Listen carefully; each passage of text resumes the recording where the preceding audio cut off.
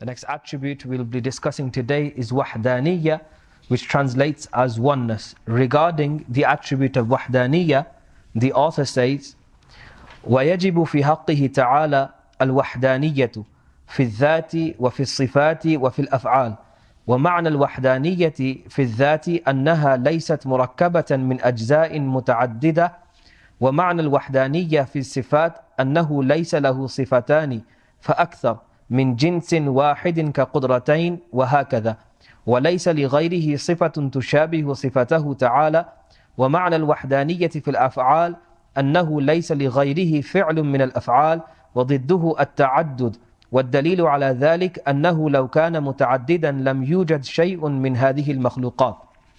He starts off with the attribute of oneness and he says that oneness, al-wahdaniyya, is necessary for him subhanahu wa ta'ala in entity, in attributes and in acts.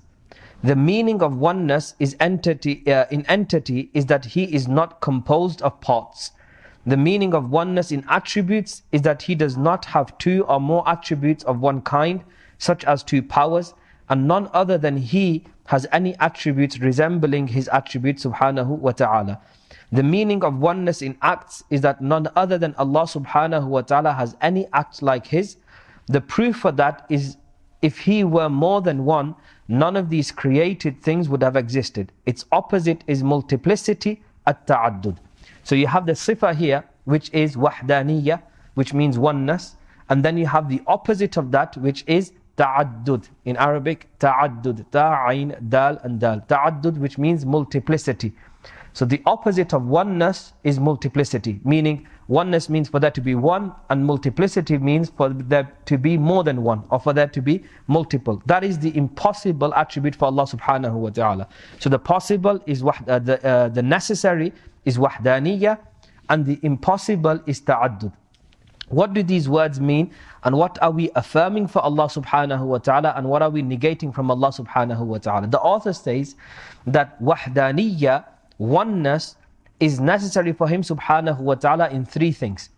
So when we say that it is necessary, the attribute of oneness is necessary for Allah subhanahu wa ta'ala, what do we mean? We mean it is necessary for Allah subhanahu wa ta'ala in three things. What are the three things? In entity, meaning in his dhat. The second is in his sifat, in his qualities or attributes. And the third is in his actions, meaning his af'al. So oneness, we affirm oneness for Allah subhanahu wa ta'ala in his dhat, in his essence, in his sifat, his qualities, and in his af'al, his actions. These are the three things we affirm oneness for Allah subhanahu wa ta'ala in there. Now, the question arises, what does this oneness entail? When I say wahdaniyyah is necessary for Allah subhanahu wa ta'ala in his essence, what that means is the meaning of oneness in entity is that he is not composed of parts. Okay, so when we say the attribute of wahdaniyyah is necessary for Allah subhanahu wa ta'ala in his dhat, in his essence, what does that mean? That means that Allah subhanahu wa ta'ala is not composed of parts. What does that mean? What does it mean that Allah subhanahu wa ta'ala is not composed of parts? That means that Allah subhanahu wa ta'ala does not have any body parts. Okay? So for example, Allah subhanahu wa ta'ala does not have a head, and he does not have a knee, and a toe, and a hand, and a face, etc. Why? Because that means that Allah subhanahu wa ta'ala consists of parts. Whereas we negate that from Allah subhanahu wa ta'ala through the attribute of oneness. Okay, that's the first thing. What else does that negate? When we say wahdaniyyah in that Allah subhanahu wa ta'ala is necessary for him to possess oneness in his essence, that also negates the Trinity. Why does that negate the Trinity? Because the Trinity believe that Allah subhanahu wa ta'ala exists within three different things. Okay, so that entails multiplicity. That the Father, the Son and the Holy Spirit, all of these are beings within which God exists. Okay, so that will entail multiplicity for Allah subhanahu wa ta'ala, which is impossible. Another thing it negates is that it's impossible for there to be more than one God. Okay, as soon as we prove oneness and wahdaniyyah for Allah subhanahu wa ta'ala, we are only left with one God. Okay, there can't be two gods and there can't be three gods. So it negates the idea of a council of gods. or a group of gods, for example, like it's been portrayed in Marvel movies, which our children watch with a lot of interest, okay? That this is the God of thunder, this is the God of war, this is the God of this. This is completely negated from Allah subhanahu wa ta'ala. There cannot be multiple gods. Allah subhanahu wa ta'ala is only one. Okay, that's through the attribute of Wahdaniyyah. It also negates any sharik for Allah subhanahu wa ta'ala. Meaning, if we say that Allah subhanahu wa ta'ala is necessary for Him to be attributed to oneness, that means it's impossible for Him to have a partner. He cannot have a partner, somebody that He turns to, or somebody who commands with Him, somebody who creates with Him, etc. That is completely negated from Allah subhanahu wa ta'ala. That is oneness in His essence. Okay, that was the first type. The second type is oneness in His attribute. Okay, His attributes, which we will cover inshallah after this, which are, for example, Qudrah and irada and ilm, meaning Allah subhanahu wa ta'ala having power, having will, having knowledge, being able to see, etc., etc. What all of these are attributes for Allah subhanahu wa ta'ala. When we say Wahdaniyyah, meaning oneness in His attributes, that means that we negate that there are two Qudrahs, meaning there are two powers, and Allah possesses two wills, two iradas. Allah possesses two sets of knowledge, two different attributes which act in one, etc. So we negate that from Allah subhanahu wa ta'ala. Meaning, if we say Allah subhanahu wa ta'ala possesses the attribute of power, Qudrah, then there's only one. When we say Allah possesses the attribute of irada, will, then there's only one. Okay, that's Wahdaniyyah, oneness in His attributes. The third is oneness in His actions. Okay, Wahdaniyyah fil af'al, the oneness of Allah subhanahu wa ta'ala in His actions. What does that mean? That means that Allah subhanahu wa ta'ala, there is nobody that has an act which is like the act of Allah subhanahu wa ta'ala. Okay, that negates any possibility of an action similar to the action of Allah subhanahu wa ta'ala. For example, creation. Okay, that is an act of Allah subhanahu wa ta'ala that comes under His af'al. There is nobody who is similar to Allah subhanahu wa ta'ala in the action of creating. Okay, so through Wahdaniyyah we negate three things. We are negating within three things, meaning there is Wahdaniyyah in His dhat, which leads us to believe that Allah subhanahu wa ta'ala does not have any parts. Wahdaniyyah in sifat, which means there are not two types or two qudrahs and two iradas, etc. And the third one is Wahdaniyyah in His af'al, meaning there is nobody that creates or has any action like Allah subhanahu wa ta'ala. That's what Wahdaniyyah means. Now let me go into some more detail. The author mentions here that the proof for that, meaning the proof as to why Allah subhanahu wa ta'ala is attributed with oneness, and why it is impossible for Him to be attributed with ta'addud, meaning multiplicity. Why is that important? He gives the proof. He says, the proof for that is if He were more than one, none of these created things would have existed. Okay, and I'll explain that shortly. Let's move on firstly to the dalil naqli. What is the textual proof that Allah subhanahu wa ta'ala is one? Okay, there are two verses here that I will mention, but there are multiple verses throughout the Quran, and there are multiple ahadith in the Sunnah of the Messenger sallallahu alaihi wasallam which mention explicitly that Allah subhanahu wa ta'ala is one. The ayah, ilahukum ilahun wahid. Surah Al-Nahl, the verse states, ilahukum ilahun wahid. Your Lord is a one Lord, is one Lord, meaning Allah subhanahu wa ta'ala is wahid, He is singular. Okay, in another verse in Surah Ankabut, it says, wa ilahuna wa ilahukum wahid. Our Lord and your Lord is one. Then we have the famous verse of Surah Al-Ikhlas, قُلْ هُوَ اللَّهُ أَحَدٌ. O Messenger, say that He is Allah, one, unique, singular. All of these verses throughout the Quran, and these ones I mentioned in particular, affirm that Allah subhanahu wa ta'ala is one. That's the dalil naqli, the textual proof as to why we believe in one God. Okay, I mentioned that it's impossible for there to be another God. Okay, now there is a logical reasoning for this, and there's a proof for this as well. The author gives you the dalil ijmali, okay, and he says that the proof for there only to be one God, or the proof for there to be Wahdaniyyah for Allah subhanahu wa ta'ala, is that if He were not, then nothing would have existed. Okay, what does that mean? How does that make sense? That if there were multiple gods, then created beings would not exist. How is that a proof for the oneness of Allah subhanahu wa ta'ala? Okay, let's look at this and expand on this logical proof. We take this logical proof from an ayah of the Quran, where Allah subhanahu wa ta'ala says, لَوْ كَانَ فِيهِمَا آلِهَةٌ إِلَّا اللَّهُ لَفَسَدَتَا. Okay, this is a verse of the Quran which says what? Allah subhanahu wa ta'ala says himself that if there were in the heavens and the earth other gods beside Allah, there would be confusion in both the heavens and the earth. لَوْ كَانَ فِيهِمَا آلِهَةٌ إِلَّا اللَّهُ لَفَسَدَتَا. What that simply means, if there was another God, then there would be confusion in the heavens and earth. That's the verse of the Quran. Now let's take a look at this in terms of a logical proof and a logical reasoning. The simple question I'm going to ask is, what you might get asked in college or university, is why does there only have to be one God? Why can there not be multiple gods? That's the question you'll most likely be asked. And the way to answer that question is through the attribute of Wahdaniyyah. Meaning we believe and we affirm that Allah subhanahu wa ta'ala is singular. There's only one God. Okay? And it's impossible for there to be more than one God. Why do we believe this now? Let's look at the logical reasoning. This proof or this dalil has a name. Famously known as the Burhanut Tamanu, which is known as the proof by prevention. Okay? And how does this dalil, this logical argument go?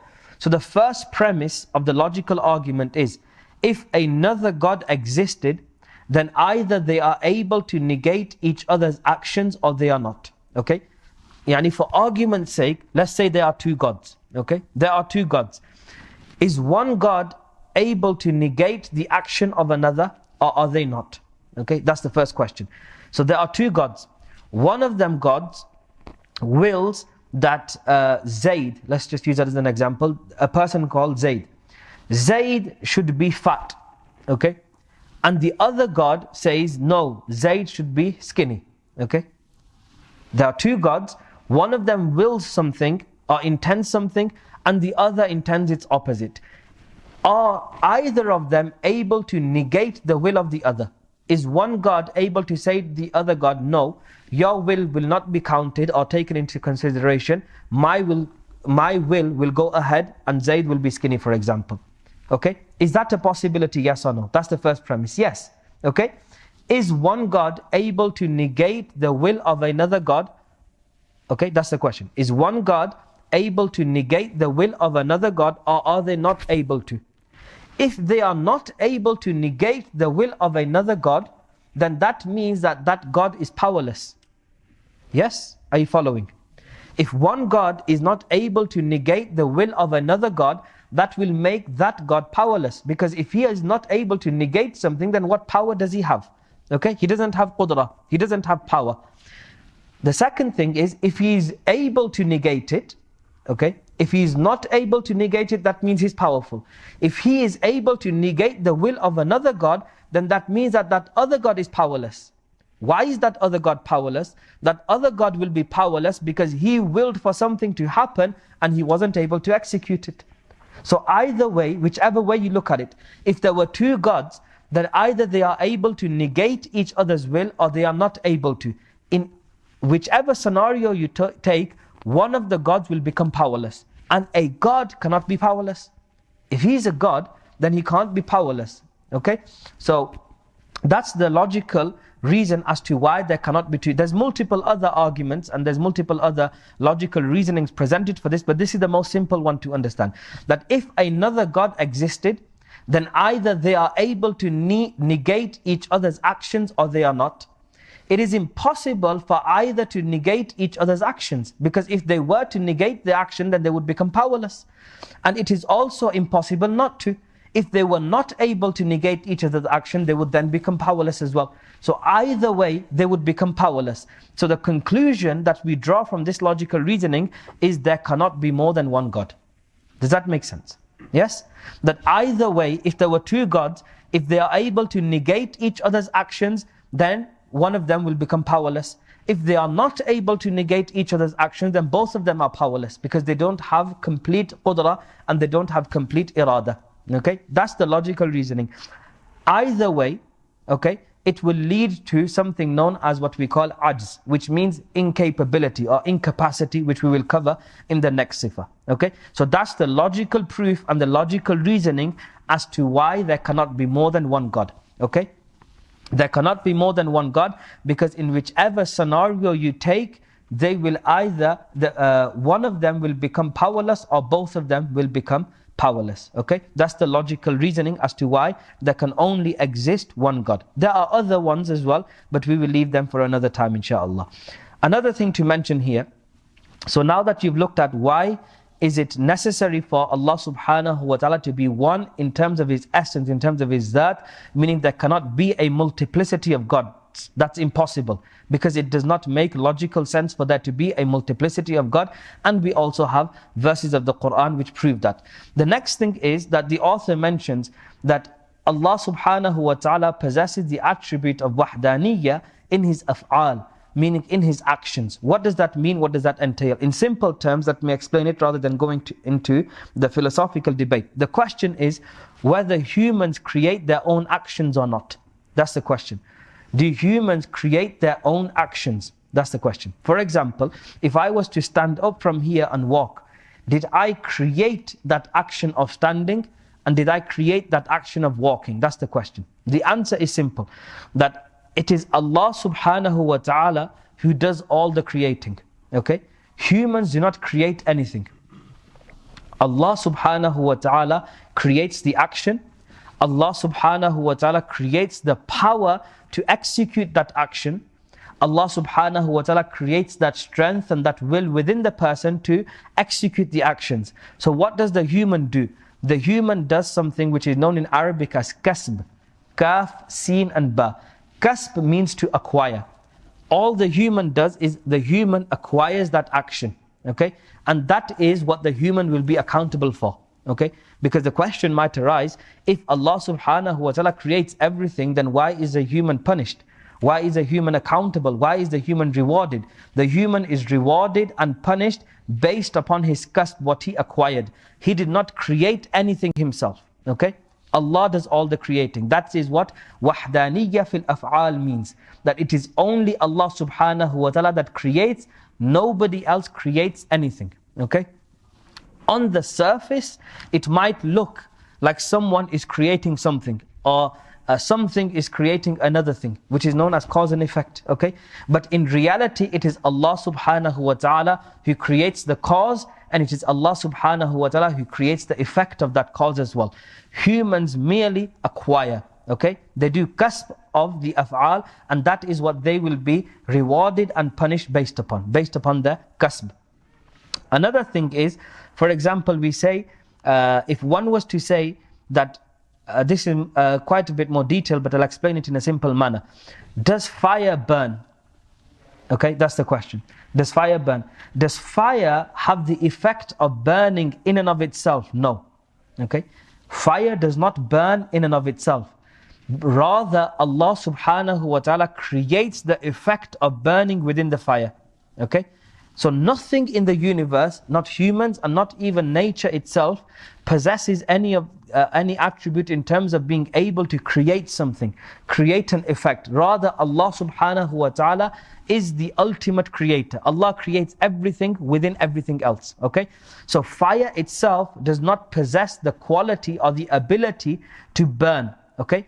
Rather, Allah subhanahu wa ta'ala creates that power and that ability within the fire to burn. Okay? However, does that mean that we go now and we test out whether Allah is creating the ability within the fire? No, we don't do that. Why? Because we know through the nizam of the world, meaning how the world works, that majority of the time, or more or less nearly every single time, if you put your hand in the fire will burn. Meaning majority of the time, Allah subhanahu wa ta'ala creates that ability to burn within the fire. That's why you don't put your hand in the fire. However, is the opposite possible as well? Can there be a fire and Allah subhanahu wa ta'ala not create the ability in the fire to burn? Is that a possibility? Yes. And where do we learn that from? We learn that from the story of Sayyidina Ibrahim alayhi salatu wasalam. When the tyrant Nimrod threw Sayyidina Ibrahim alayhi salatu wasalam into the fire, Allah subhanahu wa ta'ala commanded it to become cool. Ya naru kuni bardan wa salaman ala Ibrahim. O fire, become cool and become a source of peace for Ibrahim alayhi salatu wasalam. So the fire was there, but the ability to burn was taken away from that fire. So intrinsically, nothing has the ability to create an effect. Rather, Allah subhanahu wa ta'ala creates that effect within that particular thing. In a similar example, to make it easier, is a knife. Does a knife have the ability to cut something? Yes, it does. Does the knife possess that ability in and of itself? No. Allah creates that effect within the knife that if you put it onto an apple, the apple will slice in half. Okay? However, can it happen where Allah does not create the ability in a knife to cut? Yes. Okay? But majority of the time, as we know, that Allah creates that ability. Okay? Again, it's very important to make a disclaimer here, which is mentioned a lot of the time, is don't try any of this at home. Yes, don't try to see whether Allah is going to create the action within the knife to cut, and don't try to put your hand in the fire to test whether Allah is going to create the ability to burn, because we know from experience that majority of the time Allah subhanahu wa ta'ala creates that particular effect within these things. Okay, but sometimes Allah subhanahu wa ta'ala removes that effect and Allah takes that effect away. The reason I'm mentioning this is because this falls under Wahdaniyyatul Af'al. There is nothing that has the ability to create. Ultimately, Allah creates everything. Okay, that is the attribute of Wahdaniyyah, the opposite of which is Ta'addud. Okay, so again, we've done the dalil aqli for it, we've done the dalil naqli for it. Wahdaniyyah is oneness, the opposite is multiplicity, which is in Arabic ta'addud. Wahdaniyyah, oneness, is necessary for Allah subhanahu wa ta'ala, and ta'addud, multiplicity, is impossible for Allah subhanahu wa ta'ala. The main thing you can take away from this is regarding the possibility of there being more than one God. Okay, that's the most important discussion that we had. Is it possible for there to be more than one God? You should be able to now prove that through a textual evidence, and you should be able to prove that through a logical, rational argument as to why it is impossible for there to be more than one God. Okay, moving on. The next attribute that we're covering is Qudrah. Okay, Qudrah, which is power. And the opposite of Qudrah is Ajz, which is inability or powerlessness. Okay? The author states, وَيَجِبُ فِي حَقِّهِ تَعَالَى الْقُدْرَةُ وَهِيَ صِفَةٌ قَدِيمَةٌ بِذَاتِهِ تَعَالَى يُوجِدُ بِهَا وَيُعْدِمُ وضده العجز والدليل على ذلك أنه لو كان عاجزا لم يوجد شيء من هذه المخلوقات. He says that power, al-Qudrah, is necessary for Him subhanahu wa ta'ala. It is a pre-eternal attribute, something subsisting through His entity subhanahu wa ta'ala, with which He brings things into existence and takes them out of existence. The proof for that is that were He unable, nothing of the creation would have existed. Its opposite is inability, al-ajz.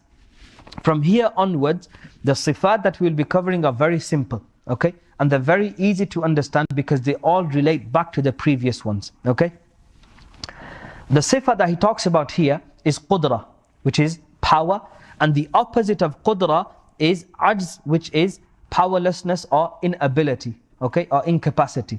For the opposite is for somebody not being able to carry out a particular action. Okay, that's Ajz, meaning they are powerless or they are unable to, or they have inability in terms of carrying out that action. So Qudrah is the attribute that we affirm and make necessary for Allah subhanahu wa ta'ala, and the attribute which we make impossible is inability and Ajz. So for Allah to be Ajiz, meaning powerless, is impossible. For Allah subhanahu wa ta'ala to be powerless is impossible. He must possess Qudrah, which is power. What does the author state? He explains what Qudrah is, and he says, Qudrah is a pre-eternal attribute subsisting through His entity subhanahu wa ta'ala. Meaning, we establish the entity of Allah subhanahu wa ta'ala, the that of Allah subhanahu wa ta'ala. And as we mentioned, when we mentioned the attribute of wujud, existence, that once we establish the that of Allah subhanahu wa ta'ala, then we establish qualities for that that. And Qudrah is the first sifa, the first quality that we attribute to Allah subhanahu wa ta'ala. What is the dalil naqli for this? The dalil naqli for Allah subhanahu wa ta'ala to be qadir, or for Allah subhanahu wa ta'ala to possess the attribute of Qudrah, is the verse of the Quran in Surah Al-Baqarah, a very famous verse. Allah subhanahu wa ta'ala says, Inna Allaha ala kulli shay'in qadirun. That verily Allah subhanahu wa ta'ala is upon everything all powerful. That's a literal translation, and a flowing translation is, indeed Allah has power over all things. Inna Allaha ala kulli shay'in qadir. That's our dalil naqli, our textual proof as to why Allah subhanahu wa ta'ala is attributed with the attribute of Qudrah, with the attribute of power. Then he further states that what does this Qudrah do? Okay, what does this attribute of Qudrah do? And here there's an important point to mention with regards to the sifat of Allah subhanahu wa ta'ala, such as Qudrah and Irada that we will be covering. What we mention regarding them are how we define them. The author defines that Qudrah is an attribute, a pre-eternal attribute, subsisting through His entity subhanahu wa ta'ala. That's his definition of what Qudrah is. In reality, we do not know what Qudrah actually is. However, why? Because again, we are finite and the attributes of Allah subhanahu wa ta'ala are infinite. We do not know and we cannot limit them to a particular thing. How do we then understand, or how do we explain Qudrah? We explain these attributes of Allah subhanahu wa ta'ala through what we see in creation. What we see in creation regarding these attributes, that's how we explain them. Okay, so he says that the attribute of Qudrah, what does it do?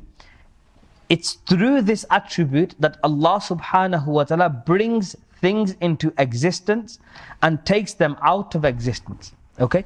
It's through the attribute of power, how Allah subhanahu wa ta'ala creates things, meaning takes something out of non-existence and bring it into existence. And it's through the attribute of Qudrah where Allah subhanahu wa ta'ala takes things from existence and takes them out of existence into non-existence. Okay? It's through this power of Qudrah. Now, the question arises, why is the attribute of Qudrah necessary for Allah subhanahu wa ta'ala? Now this is the maqam, this is the place where the attributes of Allah subhanahu wa ta'ala get easier and easier to comprehend and understand. What are they? Why is it necessary for Allah subhanahu wa ta'ala to possess the attribute of Qudrah? It is necessary for Allah subhanahu wa ta'ala to possess the attribute of Qudrah, because if He did not possess the attribute of Qudrah, what would He be? He would be powerless. And if He was powerless, we would not have existed. Nothing in creation would have existed if Allah subhanahu wa ta'ala was not powerful. If He did not have the ability to create, then we would not be in existence. That's a simple logical proof. Again, all of these logical proofs go back to the previous ones that we covered. Okay?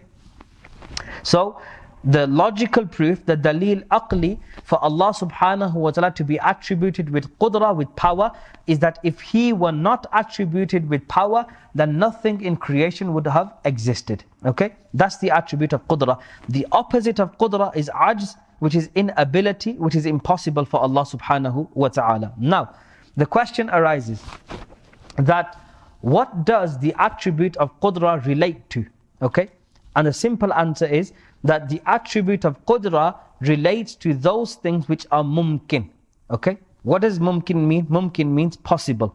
Those things which are possible. So the attribute of Qudrah relates to those things which are possible. It does not relate to those things which are necessary, and it does not relate to those things which are impossible. Okay, this is a bit of a technical discussion, but I'm mentioning this as a build-up to a very famous atheist objection, which you will inshaAllah be able to answer once you understand this premise over here. That the attribute of Qudrah only relates to those things which are possible. It does not relate to those things which are necessary, and it does not relate to those things which are impossible. Why? What is the attribute of Qudrah? The attribute of Qudrah is the attribute of taking something from non-existence and bringing it into existence, or it is the attribute which takes something from existence and removes it into non-existence. That's what the attribute of Qudrah is. Now, why can the attribute of Qudrah not relate to those things which are necessary? It cannot relate to those things which are necessary. Why? Because by definition, something which is necessary must exist, and it cannot not exist. So if the attribute of Qudrah related to that which is necessary by way of creating it, or by way of taking it out of existence, that is impossible. Why? Because that thing which is necessary cannot not exist. It has to exist. Okay? And if the attribute of Qudrah related to something that is necessary by bringing it into existence or making its existence necessary, then that is something in philosophical terms known as tahsilul hasil, which is achieving that which has already been achieved. I will explain that once we finish this here. So, if the attribute of Qudrah relates to that which is necessary, it doesn't make sense. Why? Because if it brings the necessary into existence, then how is that thing necessary in the first place? Because necessary means it must exist. Okay? And if it relates to the necessary in terms of taking it out of existence, then it can't do that. Why? Because that thing which is necessary has to remain in existence. It can't go into non-existence. Similarly, if the attribute of Qudrah relates to that which is impossible, it cannot relate to. Why? Because if it was to make that particular thing non-existent, meaning make it impossible, it already is impossible. Okay, that's tahsilul hasil. If it was to relate to the impossible in the sense that it brought it from the impossible, the realm of impossibility into the realm of possibility, that is also impossible. Why? Because the impossible has to remain impossible. It can never become possible. Okay, does that make sense? I know it's a bit difficult, but when you listen back to it, it will make sense. Let me give you an example. For example, it is necessary that Allah subhanahu wa ta'ala exists. Okay? Or let's use a different example to make it easier. Let's say, hypothetically, that it is necessary for me to exist. Okay? It's necessary for me to exist, even though it's not, because Allah subhanahu wa ta'ala is the only wajibul wujud. Let's say it's necessary for me to exist.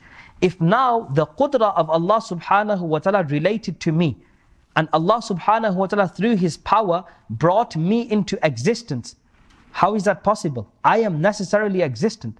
I have to exist. So it cannot relate to it. And if the Qudrah of Allah subhanahu wa ta'ala took me out of existence, that's also impossible. Why? Because I am necessary. I have to exist. It's impossible for me not to exist. So you see there's a fallacy going on here, that if the Qudrah related to that which is impossible or necessary, it wouldn't mean anything. Okay? What is tahsilul hasil? Tahsilul hasil means achieving that which has already been achieved. For example, if the Qudrah of Allah subhanahu wa ta'ala related to me to make me necessary, then I am already necessary. Okay? So it made no difference. Let me give you an example to make it easier. If, for example, these lights are currently turned on, okay? And if I said to Hussein, Hussein, go turn on the lights, would that make sense? No. Why? Because the lights are already on. So I am asking, I am commanding something which has already been achieved. Okay? So tahsilul hasil means achieving that which has already been achieved. And that is impossible. He cannot now go and turn the lights on again when they are already turned on. You can't do that. In a similar manner, if a particular being is already necessary, God cannot make, or the Qudrah cannot relate to that because it's already necessary. He can't make it necessary again. Why? Because it's tahsilul hasil. You're achieving, or you're trying to achieve something which has already been achieved. Okay? And that is a logical fallacy. The reason why I'm mentioning this is because of an argument or a question that is asked. And what is that question? Understand here, the premise is that the Qudrah, the power of Allah subhanahu wa ta'ala, only relates to those things which are mumkin, those things which are possible. It cannot relate to those things which are impossible, and it cannot relate to those things which are impossible. Okay, we have affirmed that through logical reasoning. The question that is asked by atheists, and when they ask this question, they think they've dumbfounded the theologian, they think they've dumbfounded the Muslim, and this is the greatest thing after sliced bread, this question. What's the question? The question is, can Allah subhanahu wa ta'ala create a stone or a rock that He cannot lift Himself? That's the question. And when the atheist asks this question, he thinks he has succeeded in dumbfounding the theologian, meaning he's asked a question which is impossible to answer. What is the question? Can Allah subhanahu wa ta'ala create a rock, a boulder, or can Allah subhanahu wa ta'ala create an object that He Himself cannot lift? That's the question. Why is that question a problem? And why is that question in and of itself a logical fallacy? Let me explain that to you. Because in reality, what the question is asking, okay, let's look at the question again. Can Allah subhanahu wa ta'ala create a rock that he cannot lift himself. What are the possibilities? The possibilities are that either Allah subhanahu wa ta'ala is able to lift that rock or he's not able to. Those are the only two possibilities. So if Allah subhanahu wa ta'ala created a rock that he is not able to lift, but Allah created it because he is all powerful and he lifted it up as well, then that's a problem. Why? Because the question is now wrong. Okay? Because the rock or the boulder or the object that you are asking to create that cannot be lifted has been lifted by Allah subhanahu wa ta'ala. So it no longer remains an object that cannot be lifted. That's a logical fallacy. Okay, right there. That can God create an object that he cannot lift? If he lifted that object, then that object would not mean, that object would no longer be an object that is unliftable. Okay, because God lifted it. Okay, that's the first thing. The second thing is, if Allah subhanahu wa ta'ala was not able to lift the rock that he created, which is so heavy that he could not lift it himself, what would that entail? That would entail that Allah subhanahu wa ta'ala through his own power made himself incapable, which is also impossible. Okay, how can a God through his power make himself ajiz, make himself impossible? Okay, make himself powerless. That's also a fallacy. So the question that the atheist asks, can God create an object that he is unable to lift himself? The question itself is a logical absurdity. Okay, it is similar to me saying that, Ma'had, are you able to draw a circle? Yes or no? Yes. Are you able to draw a square? Yes, you are. Now can you draw me a square circle? Exactly. That look is what is known as a logical absurdity. It doesn't even make sense. Okay, if you are able to draw a circle, mashallah, good on you. You are able to draw a square, good on you. Draw me a square circle. You can't draw that. Why? Because whatever you draw, it's either going to be a square or it's going to be a circle. It can't be both, because both of these things are contradictory to each other. Let me give you another example. Those of you that drive a car, when you're driving a car, are you able to turn left? Yes? When you drive a car, are you able to turn right? If I was to say to you, Haqqan, you're driving now, there's a straight road, there's a left and a right turn, and I tell you to take a left-right turn, can you do that? No, because there are two complete opposite things. These two opposites cannot combine in one place. In a similar manner, what the person is asking when he is saying, can God create a rock that is too heavy for him to lift? It's the question in and of itself is faulty. Meaning the question is contradictory in and of itself. So if you ever get asked that question, just ask the person, can you draw me a square circle first, and then I will answer the question. And when the person becomes dumbfounded himself as to what a square circle is, then you tell him that not all questions are logically possible. Okay, the question in and of itself is a rational impossibility. Okay, then the atheist will argue. He goes on, after you've proven that, then the next argument they say is that if God is not able to create something which is impossible, which is a logical impossibility, if God cannot create that logical impossibility, that means God is not all-powerful. Okay? That's the conclusion they reach, and that's the conclusion they derive. That we affirm that Allah subhanahu wa ta'ala possesses the attribute of Qudrah, meaning Allah subhanahu wa ta'ala is all-powerful. But we also say that the Qudrah and the power of Allah relates to those things which are possible. The power of Allah does not relate to that which is necessary, and it does not relate to that which is impossible. Now you've understood this, you're able to answer the claim of the atheist, and you're able to also understand a classical debate of the Indian subcontinent. What is that debate? The debate of the Indian subcontinent is it mumkin, is it possible for Allah subhanahu wa ta'ala to lie? That's the question. Is it possible for Allah subhanahu wa ta'ala to lie? The logical argument that is given is, if Allah subhanahu wa ta'ala is not able to lie, that means Allah subhanahu wa ta'ala is not all-powerful. And on the surface, the question sounds quite clever. That we affirm, and the Quran says clearly, إِنَّ اللَّهَ عَلَى كُلِّ شَيْءٍ قَدِيرٍ. That indeed Allah subhanahu wa ta'ala is all-powerful. Or He is powerful over all things. So that means, if we say Allah cannot lie, that means essentially what we're saying is Allah is not all-powerful. Okay? That's what the listener hears and thinks on the surface level. But let's go deeper into it and think what we are saying. What we are saying is, we are affirming kadhib, or lying is what? Lying is a defect. And Allah subhanahu wa ta'ala is free from all defects. Yes or no? Yes? Allah is free from all defects. And all defects are impossible for Allah subhanahu wa ta'ala. Yes or no? Yes? It is impossible for Allah subhanahu wa ta'ala to be attributed with a defect. So now when the questioner is asking you, is Allah subhanahu wa ta'ala able to lie? Is it possible for Allah subhanahu wa ta'ala to lie?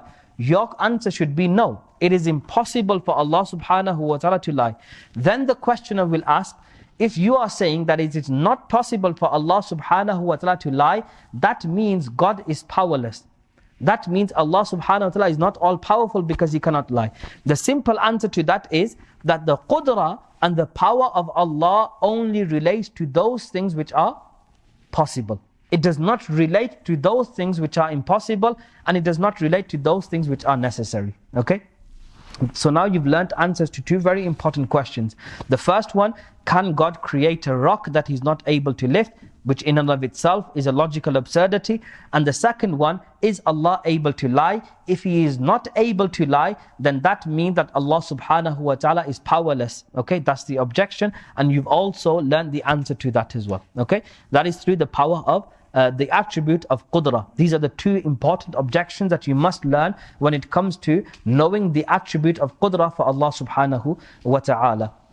Again, going back, the dalil naqli that we learned is Inna Allaha ala kulli shay'in qadir. Indeed, or verily, Allah subhanahu wa ta'ala has power over all things. And the dalil naqli we presented, the dalil aqli we presented was, if Allah subhanahu wa ta'ala did not possess power, then nothing in creation would exist. Okay? Why would nothing in creation exist if Allah subhanahu wa ta'ala did not possess power?